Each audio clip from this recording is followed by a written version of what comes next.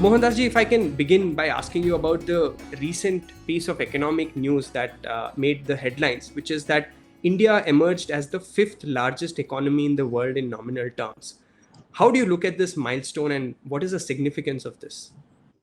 Well, I think it was expected to happen. We all expected it to happen a couple of years back. It happened late because of COVID and other reasons, and the fact that the rupee depreciated.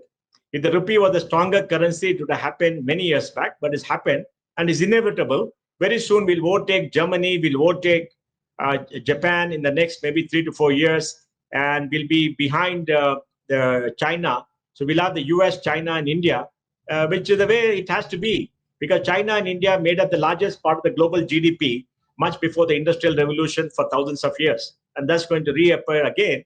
And the last 300 years will be a blimp in human history when Europe overtook Asia and became successful because the Industrial Revolution. Now we are in the midst of the digital revolution, and China and India are at the heart of it. And we are going to be very large economies. I think it's going to happen, it's inevitable.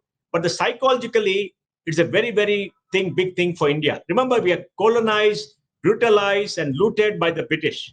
The British took away what people estimate to be $45 trillion of today's wealth over their long road, right? Even the Mughals, even though Shashi Tharoor says the Mughal looted but did not take away the money, what Shashi Tharoor fails to add is that Nadir Shah came, I think, in 1736 or so, and looted the entire treasury of the Mughals, who had looted it from the rest of the country and took it away to Iran. If you go to the Central Bank of Iran, you can see all the treasures there, even today. So we are lost out in many years. So I think psychologically, it's a very big blimp.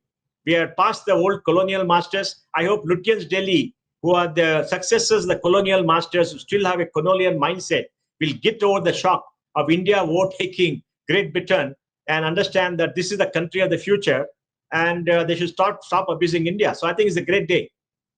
Absolutely, sir. And India has made a lot of strides in the last few years and decades, but unfortunately, like you mentioned, a lot of times certain quarters they spare no effort to talk down about India. But Kamal, let me give some data, Kamal, to set the context.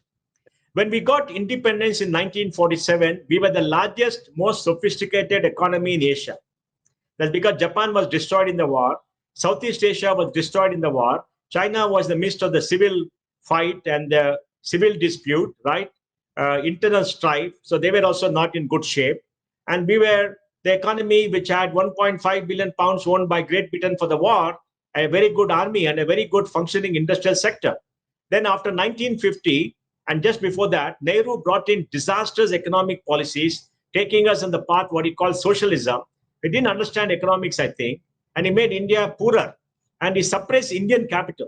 Nobody's against the public sector, but he suppressed Indian capital, brought in license quota Raj, and centralized economic decision making in Delhi, and made it very, very corrupt and subject to capture by people who capture the government and got what they want and get monopoly profits. As a result, India grew at 3.5% a year from 1950 to 1980. Population grew at 2.5% a year. Per capita income grew at only 1% a year for 30 years. The world grew the GDP at 4.5% a year. Asia grew at 6.5% a year. So by 1980, after 30 disastrous years of Nehru's socialism and Indira Gandhi following suit, we were become a poorest country, among the poorest country in Asia.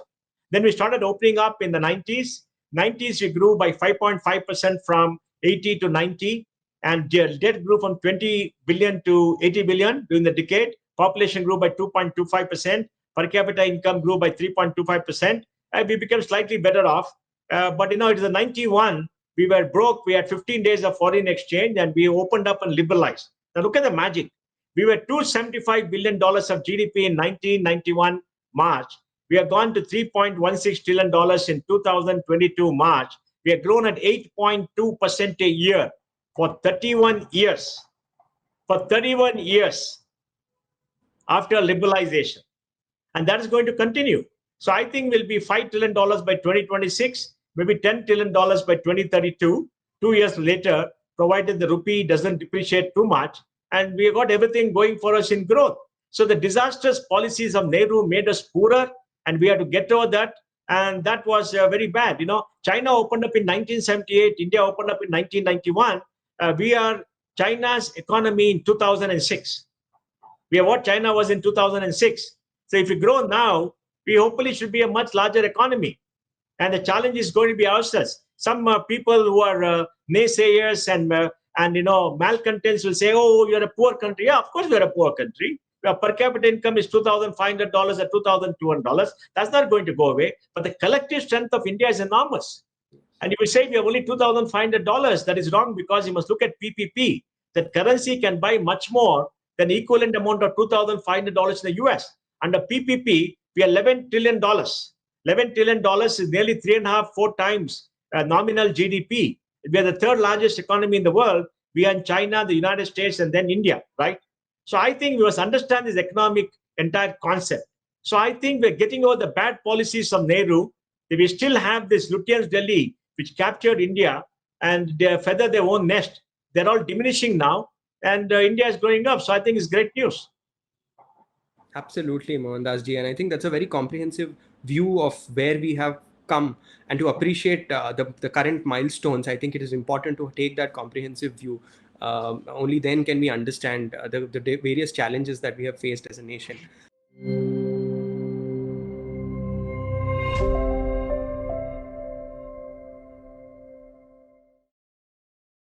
Please remember to subscribe to us and switch on the notifications for this channel.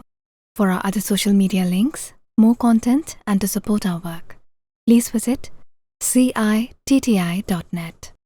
Dhanyavad. Namaskar.